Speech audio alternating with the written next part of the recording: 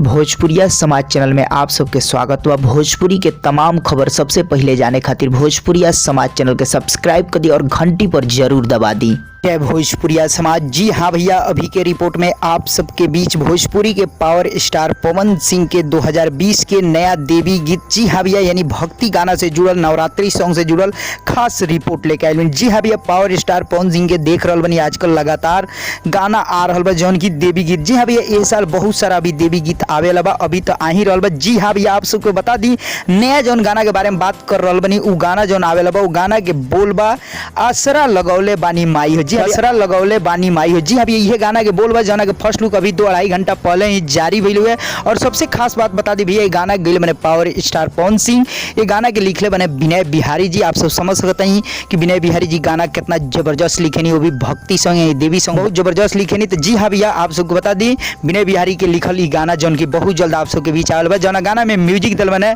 छोटे बाबा। जी हाँ भैया, बहुत ही बेहतरीन म्यूजिक और पावर स्टार पवन सिंह ये गाना के रिकॉर्डिंग भी कंप्लीट कर ले बन। जी हाँ भैया, आप सबको बता दी बहुत जल्द आप लोग के बीच ही गाना आवेला बा, बस तैयार रही, लगातार आ ही रहल बा ऑडियो सॉन्ग। और भैया जितना भी गाना आ रहल बा ऑडियो सॉन्ग के वीडियो सॉन्ग से जुड़ल जब भी लेटेस्ट अपडेट आई हम आप सबको बता देम। लेकिन अभी फिलहाल इतने जानी अपकमिंग देवी सॉन्ग जौन बाटे भैया इहे बा जौन की आवेला बा, और भी बहुत सारा आवेला बा जौन की अभी भैया मिक्सिंग चल रहल बा। जैसे मिक्सिंग कंप्लीट हुई रिलीज डेट आ जाई, और रिलीज डेट अइले के बाद आप सबके बीच रिलीज भी कर देल जाई गाना। तो जी अभी कौन चैनल से रिलीज हुई, तो चैनल के नाम बा म्यूजिक वाइड यूट्यूब चैनल के माध्यम से गाना रिलीज होके वाला बा। अगला धमाका पावर स्टार पवन सिंह के जौन की बहुत जल्द आप सबके बीच आई।